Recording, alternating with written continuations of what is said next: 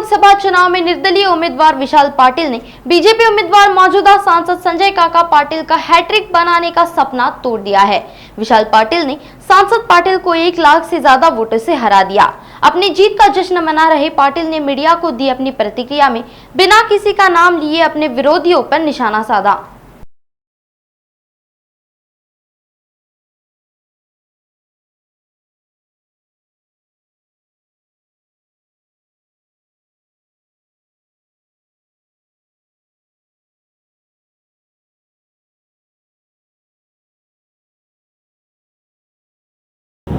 सांगली लोकसभा मतदारसंघ 2024च्या निवडणुकीत आत्ता जवळजवळ मतदान प्रक्रियेच्या मतमोजणी प्रक्रिया पूर्ण होत आलेली आहे।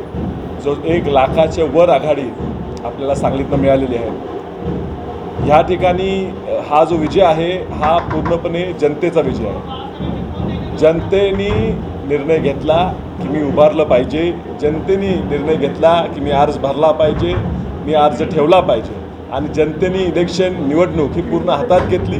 गावोगावी प्रचार केला, गावोगावी माझ्या आधी पोचले, माझं चिन्ह मिळायच्या आधी प्रचार सुरू केला। माझं चिन्ह मिळताच अर्ध्या तासाच्या आत घरोघरी माझं चिन्ह पोचवलं। स्वतः उमेदवार असल्यासारखं प्रत्येक गावागावात माझा प्रचार झाला। एवढ्या मोठ्या प्रमाणात जे लोकांनी साथ दिलेली आहे ही साथ पाहून मी पूर्णपणे भारावून गेलेलो आहे।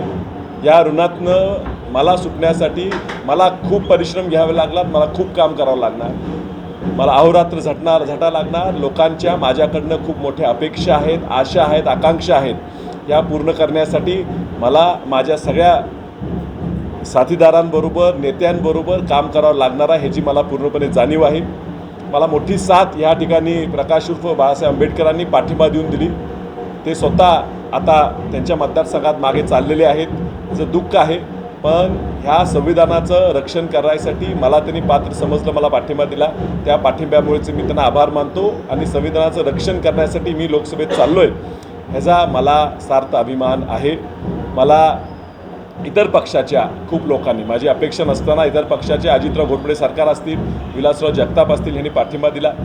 त्याबरोबरीनं मिरज शहरातले नगरसेवक आवटी देवमाने दुर्वे बागवानचे इतर पक्षाचे होते त्यांनी आपल्याला पाठिंबा दिला। मला विटा शहरातल्या नगरसेवकांची जिथं आम्ही कमी पडत होतो तिथं आम्ही जवळजवळ 1750 मताची लीड घेतली। तिथले नगरसेवक इतर पक्षाचे होते ते सगळे माझे पाठिंबागे आले। ह्या व्यतिरिक्त जाऊन ह्या जिल्ह्यात एक मोठा वर्ग हा स्वर्गीय डॉक्टर पतंगराव कदम साहेबांच्या विचाराचा वर्ग आहे। हा सगळा वर्ग मला त्यांचा मुलगा असल्यासारखा, मी जवळचा असल्यासारखा मला जपून मला ह्या ठिकाणी त्यांनी मोठं मताधिक्य जिल्ह्यातनं दिलं। हे सर्व कार्यकर्त्यांचा मी 100% ऋणी आहे। स्वर्गीय आर आबांचं जे गट आहे, ज्यांचा जो विचाराची लोक आहेत, त्या लोकांनी मोठ्या प्रमाणात आम्हाला ह्या ठिकाणी पाठिंबा दिला। त्यांच्या मतदारसंघात जो मावळत्या खासदारांचा सुद्धा मतदारसंघ आहे त्या मतदारसंघात सुद्धा जवळजवळ 14,000 मताचं मताधिक्य आम्हाला मिळालं, हे त्याचंच एक प्रतीक आहे। हे पलीकडे जाऊन आज अनिल भाऊ बाबर यांना मानणारा एक मोठा वर्ग त्यांच्या मतदारसंघात आहे। त्यांच्या मतदारसंघात सुद्धा जवळजवळ 18,000 मताचं मताधिक्य हे त्यांच्या मानणाऱ्या वेगवेगळ्या पक्षातल्या लोकांनी आपल्याला दिलं। या ठिकाणी सांगली जिल्हा काँग्रेस, सांगली जिल्हा शहर काँग्रेस या सगळ्या पदाधिकाऱ्यांनी, प्रत्येक कार्यकर्त्यानं काँग्रेस पक्षाचं चिन्ह नव्हतं हा खूप मोठं दुःख हे ह्या सगळ्यांच्या मनावर असताना नवीन चिन्ह काँग्रेस पक्षाचा उमेदवार म्हणून विशाल पाटलांना त्यांनी पुढे नेलं आणि त्यांनी निवडून आणलं। ह्याच्या मागे त्या पक्षाची संघटना आहे। डॉक्टर विश्वित कदम यांच्या नेतृत्वाखाली गेल्या 2-4 वर्षापासून आम्ही ह्या पक्षाची बांधणी करतो। आम्ही सगळे गटतट विसरून आम्ही निवडणूक जिल्हा बँकेची असेल, बाजार समिती असेल, अन्य निवडणुका असेल, आम्ही ताकदीनं लढतो आणि ह्या ताकदीनं लढलेल्या निवडणुका ह्या आम्ही लोकसभेत सुद्धा यश आणू शकतो का हे दाखवण्यासाठी आमचा प्रयत्न झाला आणि ह्या लोकसभेच्या निवडणुकीत मोठा मताधिक्य आम्हाला मिळालं। विक्रम दादा असतील, पृथ्वीराज पाटील असतील आणि खास करून आमच्या घरातल्या जयसीताई वहिनी असतील, आमचं पूर्ण कुटुंब या ठिकाणी राबलं। प्रतीक दादा, आमची आई, आमचे घरचे सगळे हे राबले। आज वसंतदादांचा विचार हा धोक्यात आणण्याचा प्रयत्न कुणीतरी करायचा प्रयत्न करत होतो। आमच्या आघाडीतल्या काही नेत्यांनी सुद्धा जाणून बुजून ह्या ठिकाणी माझा पराभव होईल यासाठी षडयंत्र रचलं।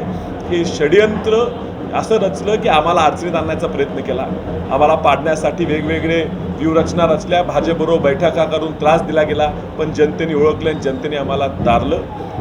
जाणून बुजून आम्ही ज्या विमानात बसलोय त्याचे पायलटच आमच्या विमानातनं काढायचा प्रयत्न त्यांनी केला. आमचे पायलटना खालती उतरलं, पण आमचे पायलट एवढे सक्षम आहेत की विमानात न बसता सुद्धा रिमोट कंट्रोलनी माझं विमान त्यांनी दिल्लीला पोहोचवलं.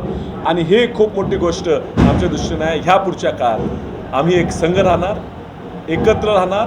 ही जी एकी झालेली आहे ही तात्पुरती नाही आहे, ही कायमची एकी आहे. डॉक्टर विश्वजित कदम यांच्या नेतृत्वाखालती ही सांगली पूर्णपणे काँग्रेसमय झाल्याशिवाय आणि ह्या सांगलीतनं राज्याचं नेतृत्व निर्माण केल्याशिवाय आम्ही शांत बसणार नाही. नागपुर समय, गली से दिल्ली तक।